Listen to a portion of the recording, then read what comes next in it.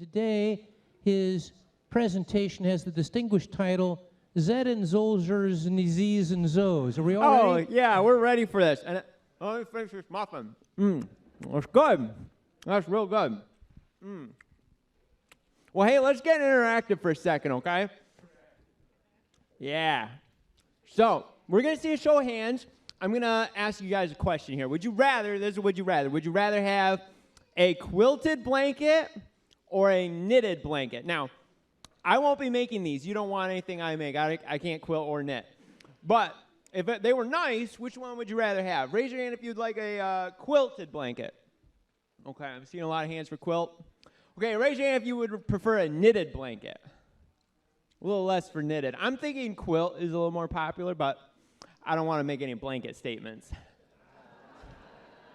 Hey, you guys, man, I can tell I'm crushing it tonight. I'm doing really well so far. This is going well. Okay, hey, so you know who invented the knock-knock joke? I don't know, but I heard he won the Nobel Prize. Hey, so this one is a shout-out to my good friend Johnny Lockwood. He gave this to me when I was seeing him at Hope Group. He asked me, why can't a bicycle stand up by itself? It's too tired. Right, it's too tired, right. So my daughter Debbie here, she loves to tell jokes too. Debbie, can you give us a good one? What did the snowman do when the sun came out? What did the snowman do when the sun came out, Debbie? He had a total meltdown. He had a total meltdown. That was a good one, Deb. You know, my kids, they're so creative. They come up with these great songs, and they sing them at top volume at my house. They'll go around, they'll sing songs like this one. Very, like I say, very creative. Sned and snoulders, sneeze and snows, sneeze and snows. Sned and snoulders, sneeze and snows, sneeze and sneers and snow and snows. Sned and snoulders, sneeze and snows, sneeze and snows. But, like I say, they're very creative, and it's so versatile. It's very adaptive. There are variations to the song. They go like this. Zed and Zoulders, Zees and Zoes, Zees and Zoes. Yeah, I think you can get the picture. So, people talk to my kids. They come up to them and they ask them questions like, "Hey, what's your favorite dinosaur?" They kind of like get down on their level. What's your favorite dinosaur? Or they'll be like, "Hey, I like those new shoes. I bet you can run real fast in those, can't you?" I remember when people used to ask me those questions, and now I don't get those questions anymore. It makes me wonder: do they still care? Do they really care? Anyways, if you really care, you come ask me later. I'll tell you all about it. So I'm going to wrap it up with a story about this guy, young man. Great guy, for sure, but not the sharpest tool in the shed. Okay, so anyways, he's interested in starting this relationship with this young lady, and like any young man knows here at Hope Church, you have to talk to the girl's father, right? So he goes up to the father and says, "Hey, I'm thinking about starting a relationship with your daughter."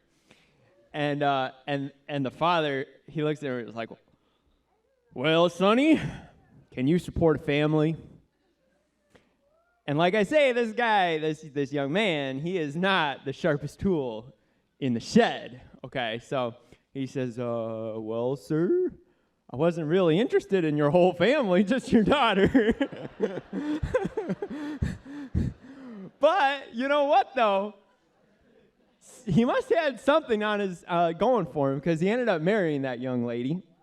They got married, but there was a little bit of an issue, and they needed some help working it out, in their marriage.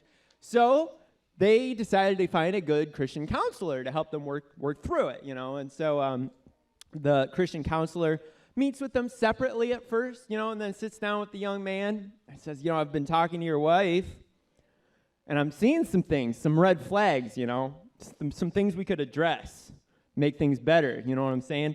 And the young man's like, "I'm listening. Whatever it takes. I love my wife. And he says, "Well, your wife told me that you do not buy her flowers. So that's a problem, okay? Why do you not buy her flowers?" The young man, remember, he's not the sharpest tool in the shed. He hangs his head in shame. He says, "Oh, why don't I buy her flowers? I tell you what, I'm going to be real honest with you. I did not even know that she sold flowers. Thank you very much. You've been a wonderful audience. Have a good night.